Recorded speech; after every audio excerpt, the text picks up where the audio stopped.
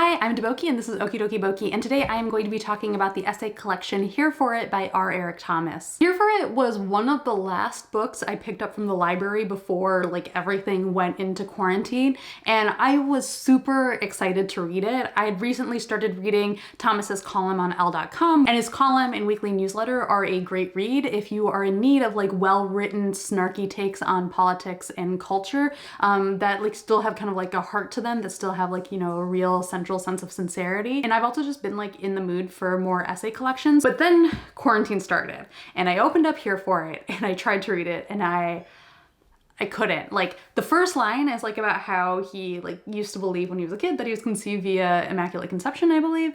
And it's this great strong opening line when you are not in a place of just complete and total dread over the state of the world and are at least first confronting that. And I think, just a lot of people, my pop culture tastes over the past few months have been in a very, very, very weird place. Back in March, I opened up Here For It and was super excited to read it, and then got 5 pages in and just shut it and was nope. I can't right now. It wasn't the book's fault at all. I was just not in a place where I could handle a book that had this very emphatic, joyful, but snarky tone to it. I'm leading with this preamble because back in March, when this pandemic was hitting the US and everything was shutting down and everything was awful, it turns out that was not the right time for me to read Here For It. But several months later, it would turn out that this would actually be the perfect book for me to read. Like I said, Here For It is an essay collection, but it actually reads a little bit more like a memoir made up of loosely connected chapters. The essays could stand on their own, but for the most part, they really build on each other. The most obvious way they build on each other is chronologically. The first essay is about Thomas getting the opportunity to write for Elle.com after a Facebook post goes viral.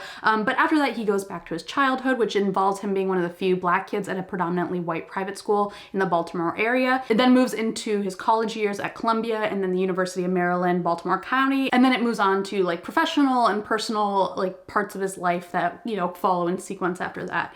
But more than just the timeline that connects these essays is a common narrative thread of just how we seek our identity through interactions with others, how community and relationships shape us every bit as much as we shape them. In his essays, in terms of identity, what I picked up on the most were the way that Thomas is investigating the way that he's interacted with his own Blackness, sexuality, and faith. Bits of identity that are, of course, not distinct from each other, but that actually inform each other and intersect as he comes in contact with classmates, family, softball teams, restaurant coworkers, and of course romantic partners. He does this with a lot of humor. Like I said, he does have a very snarky but joyful tone, but he also just includes very funny stories. There's a birthday party that manages to to take that absurd combination that happens, I think, in a lot of us, that mixture of social anxiety mixed up with a very insistent desire for company. The ways that those feel contradictory in a way where you're just oh, this is almost borderline funny because it's just otherwise just painful, and he takes that and then wraps it up in a moment that's almost too on the nose, which speaks to just the absurdity of trying to negotiate these these various parts of who we are in a public setting.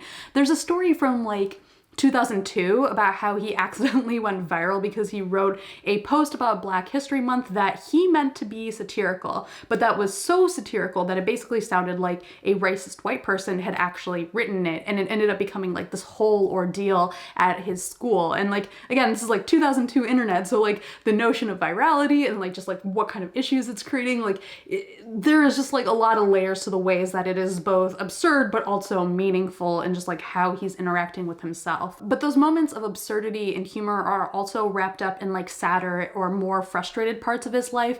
Thomas is a storyteller. He hosts the Moth Radio Hour, and that connects in the way that he mixes and connects his stories across essays so that you can feel the ramifications of one anecdote pages later when you're in a completely different essay. One essay in particular that I think is especially a punch to the gut.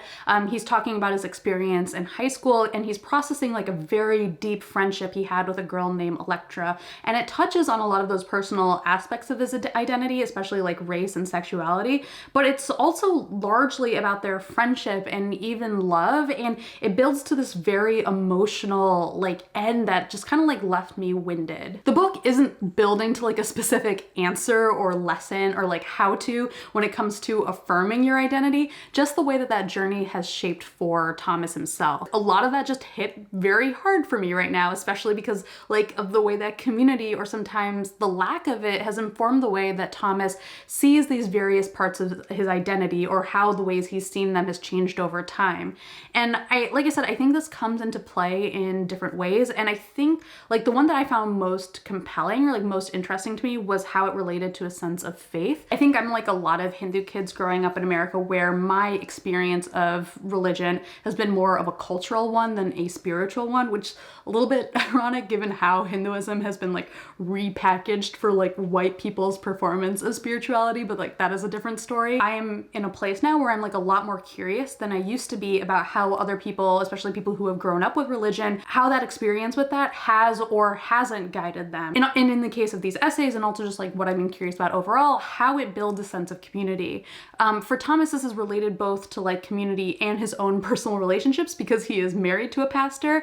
And so that is like both a very like meaningful, but also a kind of at times funny journey to like watch him go down and process in these essays. The key word that I keep coming back to in this review, and just like when I was reading it as well, is community. And I'm guessing like, you know, several months into a pandemic, it might be clear why. Community is like a thing that I have been like thinking about, I guess, for like probably a year or so now. And I think like the past few months have like put that into sharper relief.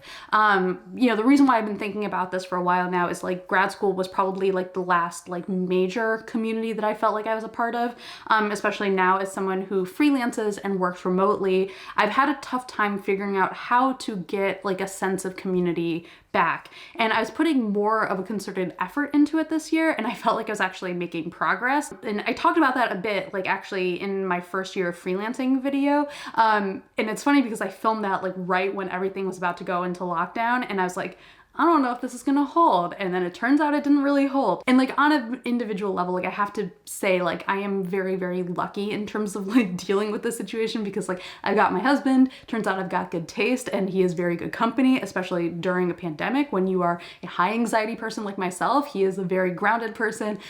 It has been a good thing to have him. So like I don't feel lonely like in that individual sense, but there's a difference between like having like someone that you're with, like having that like individual like relationship that you are connected to, versus having a bigger sense of community that you feel like you belong to, that you feel like you're contributing to. And there was a quote that really stuck with me when I was reading here for it. The feeling of being alone, I found, is the poison that has no taste. It seeps in slowly and easily. It never seems unusual. Isolation presents as an undesired state, but nothing serious, nothing permanent, until the lonely nights become lonely months.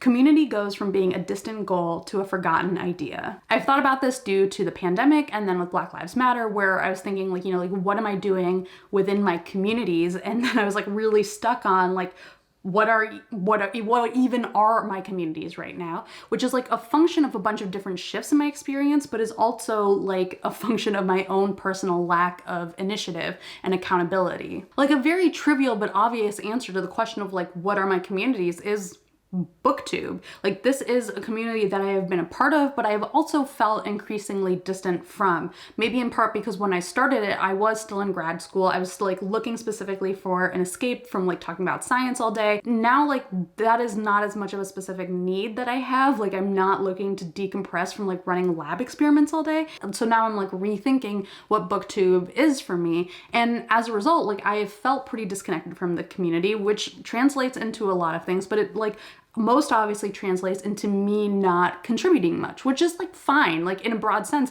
that is fine. It's a thing that happens, right? Like I've gone through my phases of, you know, various different internet corners, and BookTube could always just become one of those things that was really meaningful to me for a period of time, and then I moved on to the next thing.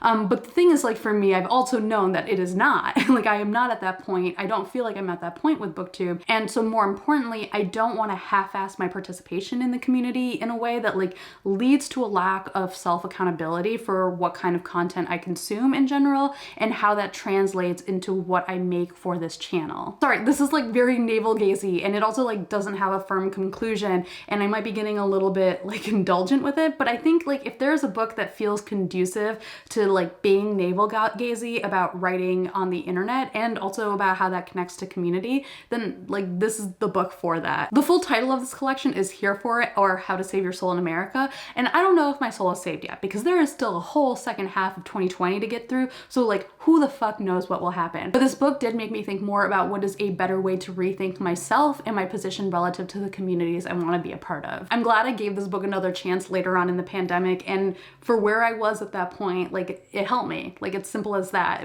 It's not a self-help book, even if it's kind of like in the subtitle sort of feels like one, but it helped me. So I'm going to finish with one last quote from the book that has also been useful for me to think on, and then just like encourage you to also check it out if you feel like you are looking for an essay collection to read right now. How are we supposed to live without a meteor beating down on us? How are we supposed to find the best parts of humanity without a brutal regime at the door? How are we supposed to tell the people we love that we love them if we're not 5 minutes from being destroyed? That's the challenge of being alive.